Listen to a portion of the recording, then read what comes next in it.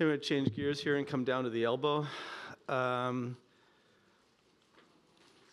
of my disclosures mean anything. We still have a couple things that are challenging in the geriatric patient, but not as challenging as for the young patient. We gave that talk this morning. In biology, you're doing things that you're not sure if pieces will survive. That's why arthroplasty became very popular. And whether we win the race to union if we fix it.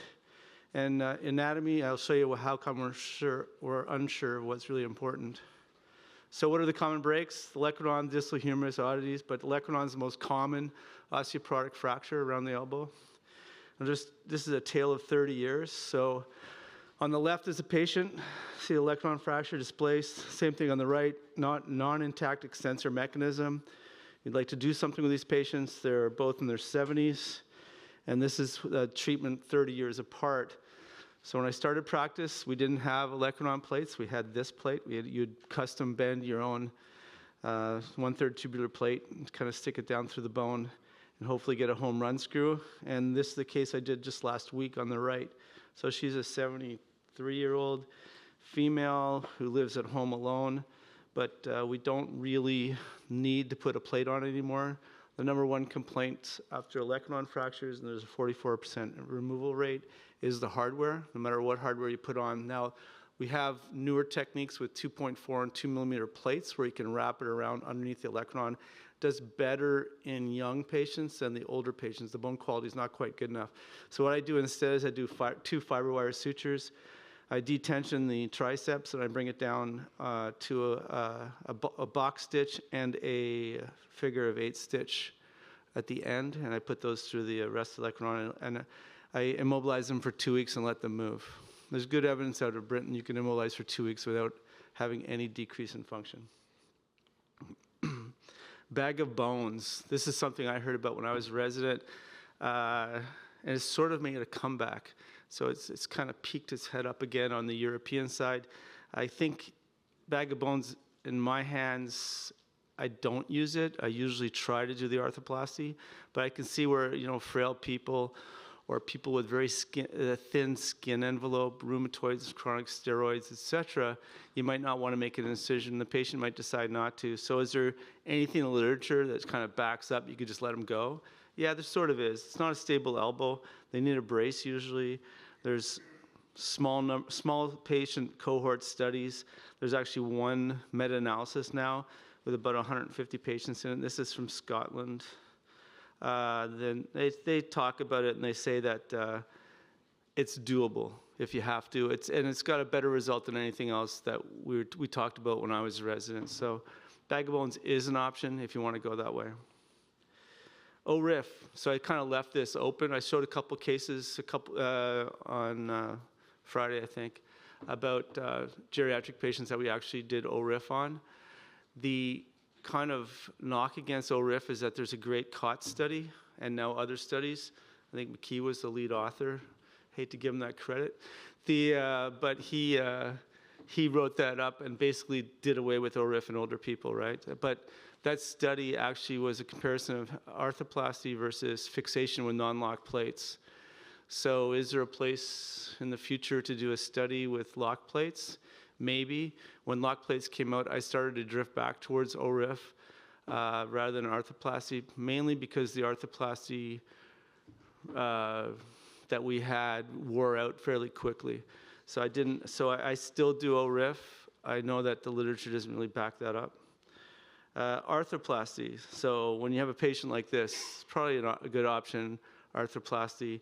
You can see this as an older patient, near 80, very comminuted, complex distal humerus fracture, and you kind of drift towards something like this. This is the implant that I use. There are a couple other options on the market, but I train with Coonrad, so I use the Coonrad Mori implant. Is there any good elbow? Not really. They do wear out. I wouldn't put one in anyone under 60 if I could avoid it. Although I did say that I just booked someone who had a 28-year follow-up for revision. So she did get out 28 years. I don't tend to fix the condyles anymore. I just let them go. I just put the arthroplasty in.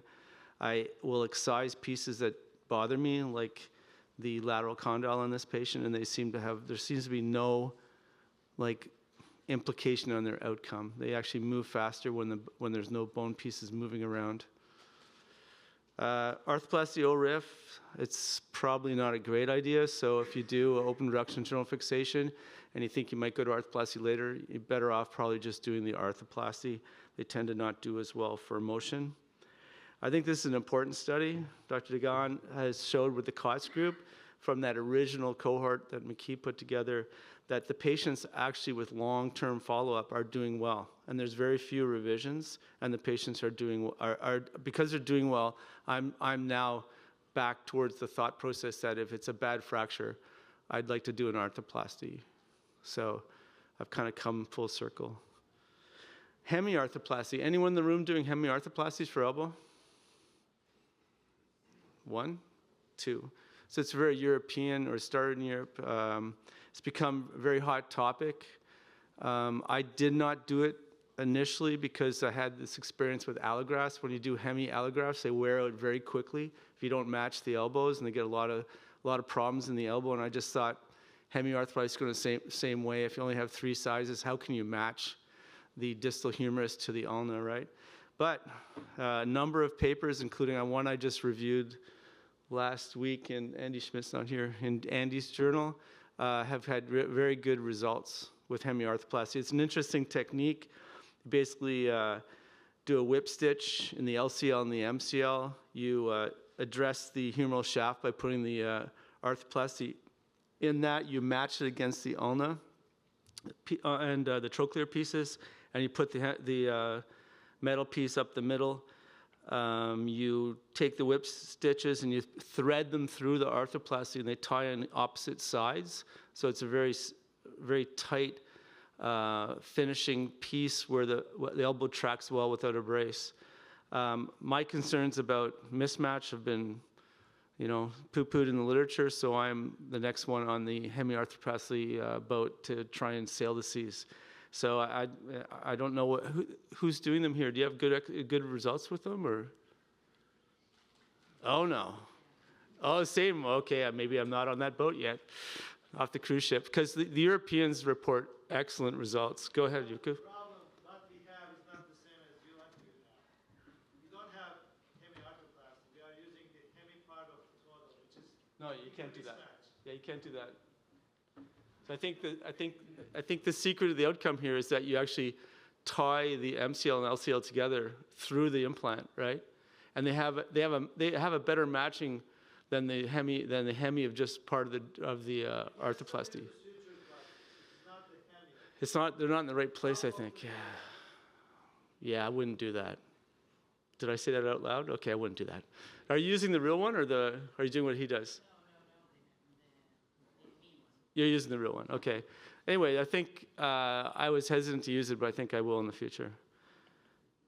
Okay, thank you. It's not FDA approved in the US, really? It is not available at all. Oh, it is in Canada? It is in Canada? Yes. Okay, sorry. I thought if it was available in Canada, I thought it'd be available here.